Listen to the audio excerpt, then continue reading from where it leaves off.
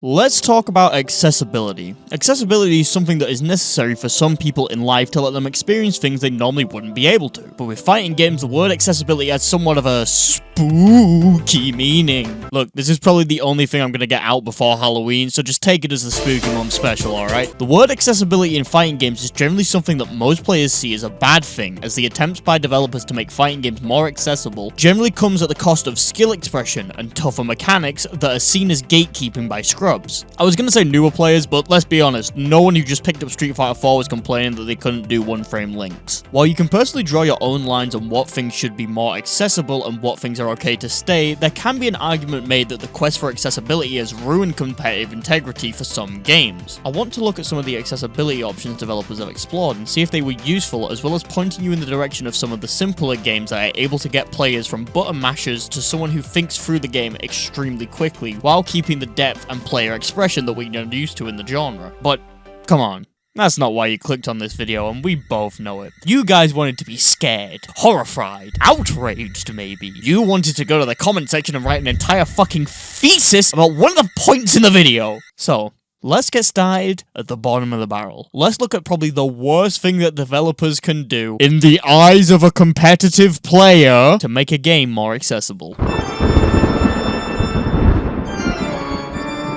Before we talk about this, we need to know about skill range. With any task, there are two ends of the skill range, known as the skill floor and the skill ceiling. The skill floor is the basic knowledge that you need in order to perform a task. The skill ceiling is the point at which there is nothing more to learn about a task. These are large simplifications of the terms, and if you're confused, I don't blame you. So let's look at an example from Team Fortress 2. Team Fortress 2 has 9 classes, all with unique playstyles and techniques, but the one we're going to focus on is the Soldier. Soldier has a rocket launcher, a shotgun, and a shovel as his default weapons. Since his primary is a rocket launcher, his skill floor is relatively low, as you don't have to directly hit your target to do a lot of damage, since, you know, rockets explode. Because of this, the skill floor for new players is lowered, as they can rely less on their aim and are able to just be close enough. The shotgun also complements this due to having a safe option for when you're up close to an enemy that won't cause you to take splash damage. But what about the skill ceiling? Well, your rockets can cause enemies to fly in a direction depending on where you hit them, so you may have to hit your opponent to pop them up and finish them off with your shotgun. Wait, what if you didn't want to switch? Well, then you gotta learn how to shoot them in the air and hit an air shot. Wait. If your rockets cause knockback, what happens if you shoot yourself? Oh god damn it, how am I supposed to fix that? Soldier's default weapons are a master in game design. They're extremely simple and easy to understand, but the depth of the character seems to be never ending, meaning that you have a large amount of skill expression. Soldier is a character that is easy to learn, hard to master, and this is the goal that most designers want to aim for when creating a character. So, now let me ask you a question. If you removed rocket jumping from the Soldier, would that make them easier to learn? No. This wouldn't make the character easier to learn, they would just be less to learn. And while it could be argued that removing things does lower the skill floor, this isn't something that needs to be learned in order to play Soldier. You could just keep yourself grounded for the entire time that you play Soldier and still get pretty good at him. It just drastically reduces the skill ceiling and makes it so that players can't express themselves as much. While looking at accessibility, you want to look at this end of the skill range. You need to lower the skill floor without affecting the skill ceiling. This is why most competitive fighting game players cringe when they hear accessibility, because they know that it means that they might lose things that they love about a character. I love Third Strike Makoto. Not so much for 4. 5 is just a travesty. Speaking of Street Fighter 5 is a polarizing game for a lot of Street Fighter fans, as it lowered the skill ceiling in the name of accessibility by doing things such as changing one-frame links to three-frame links and putting defensive techniques behind meter usage. For example, in Street Fighter 3 and 4, all Dragon Punches are invincible. This is called a meterless reversal. In an Oki situation, this adds an extra mind game for the attacker, being, is the enemy going to use their meterless reversal or not? If they do and you don't call it out, the match is just returned to neutral. If you do call it and they use it, you're probably going to get a nice chunk of damage off of them due to the recovery that they have. But you still have to read it, as if you plan for it and they just don't use it, then you give them their turn back for free. These kind of mind games are what make high-level Street Fighter so interesting. So why would they remove it? At the start of Season 2, they removed all meterless invincible reversals in the game, so now only EX reversals have invincibility on them. This means that it's much easier to know if a player is going to do a reversal on Wake Up because they have to have meter to be able to do it. So now the question of, will my opponent reversal, is much easier to answer as they have to have meter to be able to do it. This also de-emphasizes the strategies to be able to deal with DPs like safe jumping, as you don't always have to worry about the enemy fighting back, so you can just run your best Oki. This, again, could be seen as a thing to help newer players out as they don't have to worry, but invincible reversals aren't something you need to know to play Street Fighter. They're just something that you can do and have to look out for when you know about them. This doesn't mean that it's all bad, so let's defend something that some of y'all are gonna get really pissed at me for. I can already hear the cries from the void. Combos are one of the coolest things about fighting games. While your little moves on their own don't do much damage, you're able to string them together in a specific way to do a lot of damage to your enemy, and they can't do anything about it. Independently, you are weak, but together, you are strong. Combos are like communism. We're not doing this again. It's fun taking away control from your enemy and forcing them to just sit there like a lemming. I would much rather hit a massive combo than just one move that does a similar amount of damage. But for some new players, they think it's all that fighting games are about, because the person with the biggest combo has to win neutral less. Well, that's not what they think. They think, why he hit me for so much? He spam combo. So designers have to ask themselves the same question that every parent has to ask their child when they start crying. How do I shut them up? The answer they came up with was just mash the like button, you dumb fuck. Now, haters will tell you that auto combos look something like this.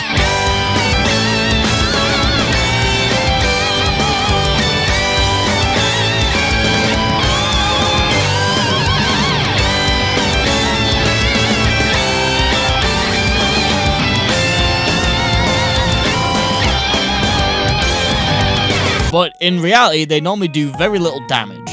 In Dragon Ball FighterZ, they do about a quarter of a character's HP, and in Melty Blood, they just...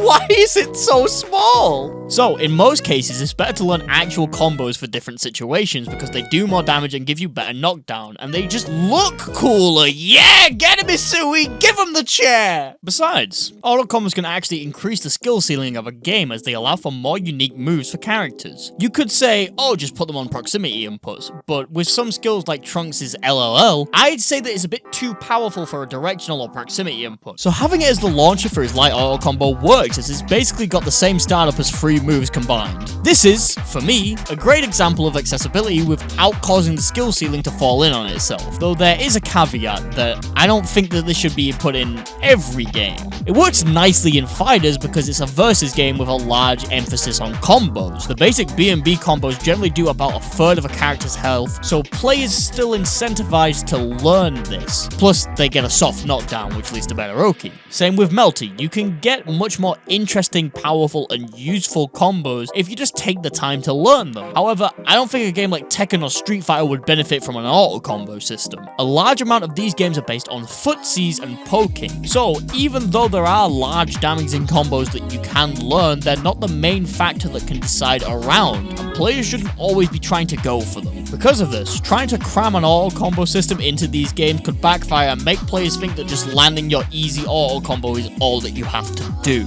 Accessibility options are never a one-size-fits-all solutions, and for some of them, games need to be completely changed on how they function in order to incorporate them. So, let's talk about the big one.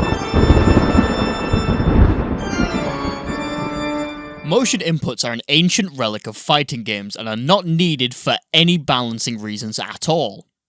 It's something that I heard before in a Scrub Quotes video before the dude took it down. I don't hold this opinion at all. I love motion inputs. I literally made an entire video about how they affect a character's kit and how I think they're cool. But this doesn't mean that that opinion is shared by everyone. Motion inputs, while not a large one, are still a barrier of entry for some players. And I know even experienced players sometimes get frustrated when they go for a DP and accidentally get a fireball or just fuck it up entirely. So removing them, logically, lowers the skill floor. But you also have to change how the game works because one-button DPs are kinda broken. So, the game designers have to change a lot of things, and with changes, the skill ceiling and floor begin to shift.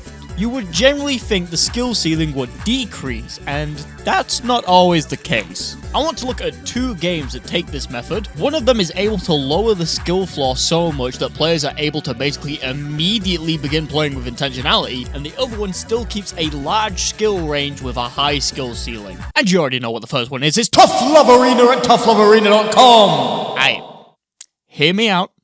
6 characters, rollback netcode, simple inputs, lemons. Tough Love Arena at toughlovearena.com is a game with such a low skill floor that as soon as somebody knows what the buttons do, they are able to basically immediately be able to play with intentionality. Since there's only one version of blocking, players don't have to worry about high, low, or left-right mix-ups, with it only being hit-throw. Players are able to focus on footsies, punishing, and anti-airs. Even with simpler inputs, they have 6 characters who all feel unique. Noodle is your standard long-limbed zoner with a very good but risky reversal. Rice is able to keep their distance and teleport around the arena. Beef is a nice all-rounder with a projectile and a counter. Pork is able to use their strong command grab to bully opponents and have them scramble. Onion is a footsies-based character with the coolest parry I've ever seen. And Garlic is a mix-up monster, able to rush you down in a blink of an eye. This game's amazing, and the best bit, it runs in the browser, so it's free and you can play it on your phone.